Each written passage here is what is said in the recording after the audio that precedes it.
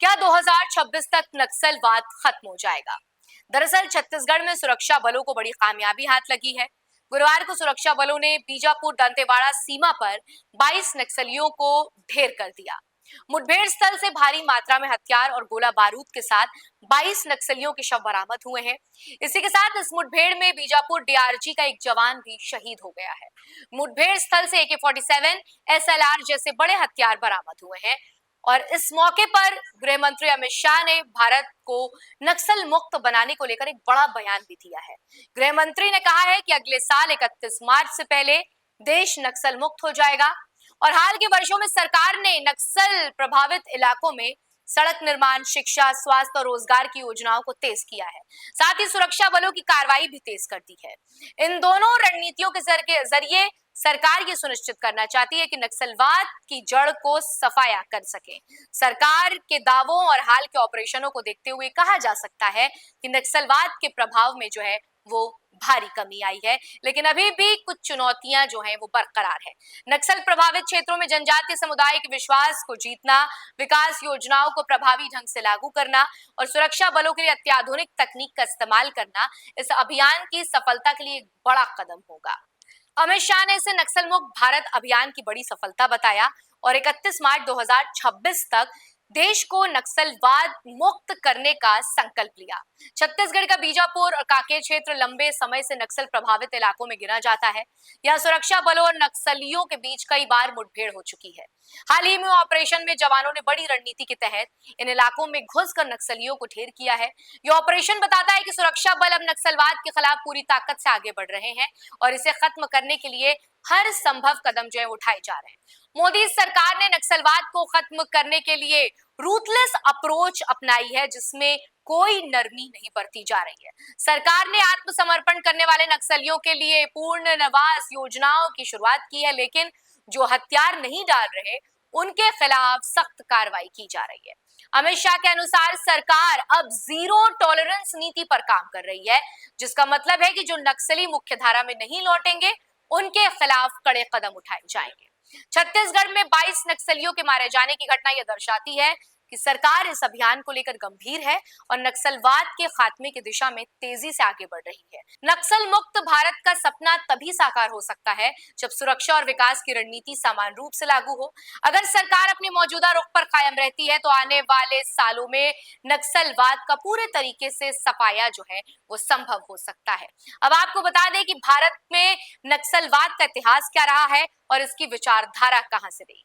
दरअसल विचारधारा और सरकार की रणनीति नक्सलवाद की शुरुआत और विचारधाराओं का हम जिक्र करेंगे। भारत में नक्सलवाद की शुरुआत 1967 में पश्चिम बंगाल के नक्सलबाड़ी गांव से हुई थी, जब चारू मजूमदार और कानू सन्याल के लीडरशिप में किसानों और मजदूरों ने जमींदारों के खिलाफ सशस्त्र विद्रोह छेड़ा था।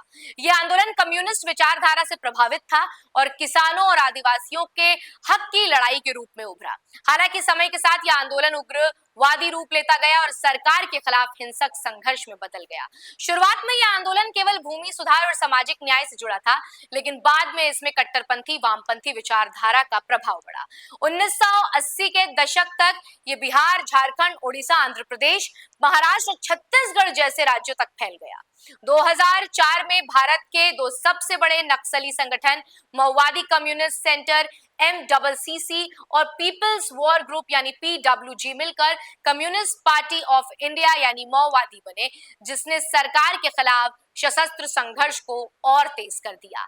सरकार की रणनीति ऑपरेशन समर्पण और ऑपरेशन प्रहार। सरकार ने नक्सलवाद को खत्म करने के लिए कई सैन्य और पूर्णवास योजना चलाई। ऑपरेशन समर्पण, इसमें सरकार ने नक्सलियों को आत्मसमर्पण करने की मुख्य धारा में लौटने के लिए पूर्णवास योजनाएं दी। जिन नक्सलियों ने आत्मसमर्पण किया उन्हें आर्थिक मदद, शिक्षा और रोजगार के अवसर दिए गए। ऑपरेशन प्रहार, ये सुरक्षा बलों द्वारा चलाया गया आक्रामक अभियान था, जिसमें जंगलों और दुर्गम इलाकों में छिपे नक्सलियों को निशाना बनाया गया। हाल ही में छत्तीसगढ़ में हुए ऑपरेशन में बड़ी संख्या में नक्सली जो है वो मारे गए। नक्सल प्रभावित इलाके की सामाजिक आर्थिक स्थिति, नक्सलवाद की सबसे बड़ी जड़ इन क्षेत्रों में शिक्षा, रोजगार और बुनियादी सुविधाओं की कमी है।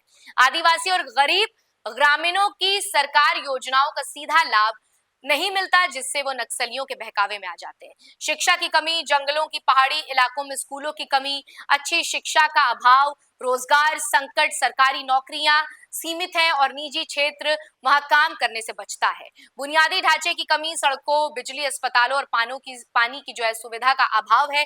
इसी वजह से लोग जो है नक्सलवादी की तरफ जो है, नक्सलों की तरफ उनका रुझान पैदा होने लगता है। यदि सरकार इन समस्याओं को प्राथमिकता से हल करे तो नक्सलवाद की जड़ कमजोर हो सकती है। आज भारत में नक्सलवाद पहले के मुकाबले काफी कमजोर हो चुका है, लेकिन ये पूरी तरीके से खत्म नहीं हुआ है। बचे हुए प्रभावी राज्य झारखंड, छत्तीसगढ़, उड़ीसा, महाराष्ट्र, तेलंगाना के कुछ हिस्से में नक्सली गतिविधियां अब भी जारी हैं। कमजोर पड़े कुछ क्षेत्र जैसे आंध्र प्रदेश, पश्चिम बंगाल, बिहार और उत्तर प्रदेश में पहले की तुलना में नक्सली गतिविधियां काफी घट गई हैं। सरकार के मुताबिक पिछले कुछ सालों में नक्सली घटनाओं में जो है लगभग 70% की कमी आई है। 2026 तक नक्सलवाद का खात्मा सरकार का ये बड़ा दावा है। सरकार का दावा बनाम जमीनी हकीकत पर भी थोड़ी बात कर लेते हैं। गृह मंत्री अमित शाह का दावा है कि 2026 तक भारत पूरी तरीके से नक्सल मुक्त हो जाएगा, लेकिन क्या ये वास्तव में संभव है? दरअसल सुरक्षा बलों की सफलता, बड़े ऑपरेशन में नक्सली संगठनों को भारी नुकसान हुआ है। सामाजिक आर्थिक समस्याएं, जब तक आदिवासी और ग्रामीणों के लिए स्थायी विकास योजनाएं नहीं बनती, नक्सलवाद की जड़ें बनी रहेंगी। स्थानीय समर्थन, कई क्षेत्रों में नक्सलियों को अभी भी स्थानीय समुदायों से समर्थन मिलता है, जिसे कमजोर किए बगैर इसकी समस्या का पूरे तरीके से खात्मा मुश्किल है। अगर सरकार अपनी मौजूदा रणनीति को और तेज करती है और नक्सलवाद की शक्ति और प्रभाव 2026 तक काफी हद तक कम हो सकता है, लेकिन पूरी तरीके से खत्म होने के लिए इन तमाम जो फ्लॉज हैं उन पर काम करना होगा। नक्सलवाद एक लंबी चुनौती रहा है, लेकिन सरकार की नई रणनीतियों और सुरक्षा बलों की कार्रवाई से ये तेजी से कमजोर भी हो रहा है। हालांकि इसके स्थायी समाधान के लिए केवल सैन्य कार्रवाई काफी नहीं होगी, बल्कि शिक्षा, रोजगार और विकास को भी प्राथमिकता देनी होगी। यदि सरकार सुरक्षा और विकास दोनों मोर्चों पर पूरे ताकत से झोंकती है तो भारत वास्तव में नक्सल मुक्त बनने की ओर बढ़ रहा है।